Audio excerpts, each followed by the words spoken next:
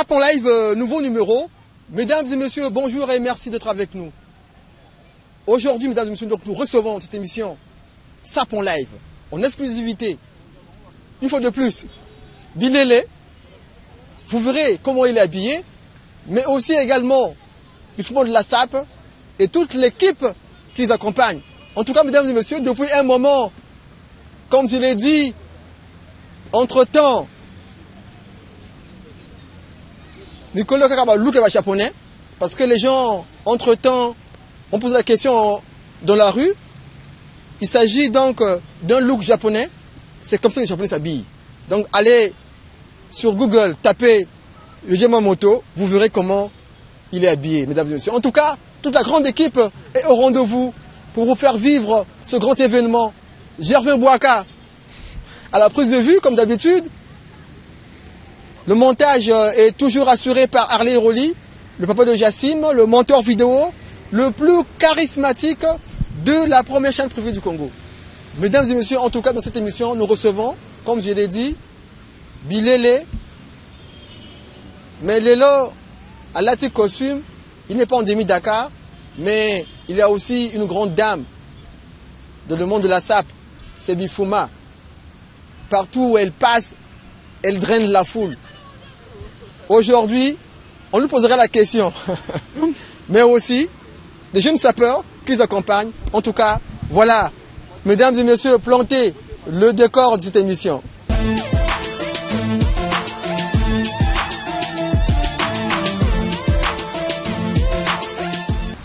Alors Bilele, tout le monde est là, bien habillé. Au lati demi-Dakar, le lati costume.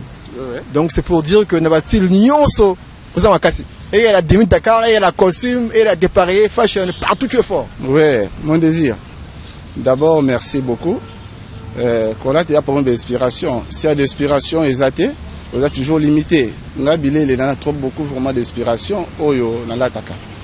Mais ceux qui ont une peine à limiter parce qu'il y a un manquement de moyens. Le loyo.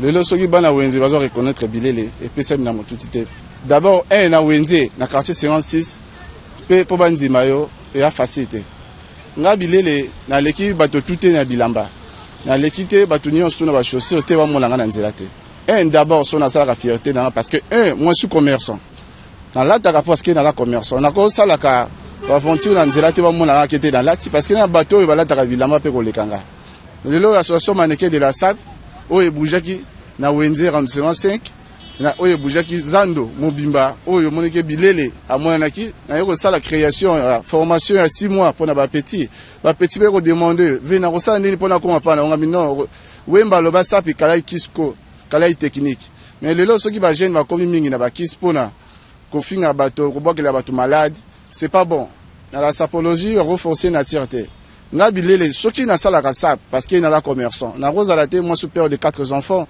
na ndo rosa na nzela batu ba mona kanga non lelo na invité Bifuma de la SAP ça c'est mon moment o ya respecta kanga mingi nga na respecta ka maman mingi lelo butu tongo mongo poko atanga bokela nga malade ya daki toujours ensemble na ngai c'est ça et on moniki lelo ba petit bazali ça c'est mon président Tchachomba la Ikonga na Katari Muleke na quartier 56 et réseau business Canal Sat, il y a président Mouchoua, Arsène les banquiers, ça c'est mon grand, nous avons un grand Bilele, mais Bilele a mandiate, même na babar, on a un téléphone à la battu, parce que nous sommes en massangate.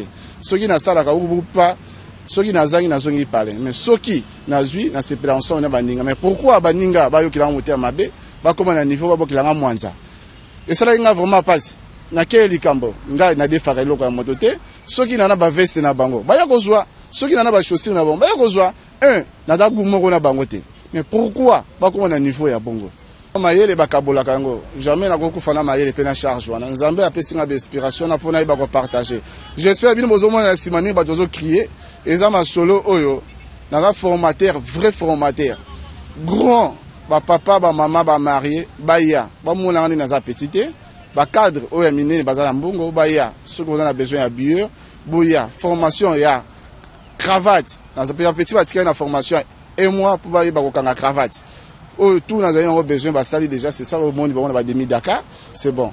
mais nga n'a représenté quartier 56 p 57 na wenze y a pas de c'est moi naza prêt pe naza nango mingi te mais naza na bilamba nanga mingi yanga moko ouais na wenze muta ko bangisa nga zate parce que ça peut dépendre na mbongo sans l'argent nga bilele naza limité te naza toujours na carte d'inspiration na carte ba grand nga ba grand balinga mingi na wenze nga na représenter wenze pour le moment na botoli wenze pour le moment c'est moi naza na ba chaussures mingi te naza na bilamba mingi te mais na bilamba o yanga tongo midi pourquoi so bilele lata na lati mon désir nga bilamba na komi ko ya ko defate bilamba pour nanga parce que nazobi bien naza nango mingi te mais naza na o yangai naza lokola bango te beba tika ko bokela ba ninga maladi s'il te plaît wemba lobby sap kala ikisuko kala technique soko moni na baka munu mezi lata baka munu mezi oza nango moko lata mbala moko mais comment na niveau ya motema mabe ça veut dire quoi ça passe pas nga bilele na likambo na moto te oyo azaka pembe nanga aza toujours na bisengo nga na un grand coopérant na lobaki na bino après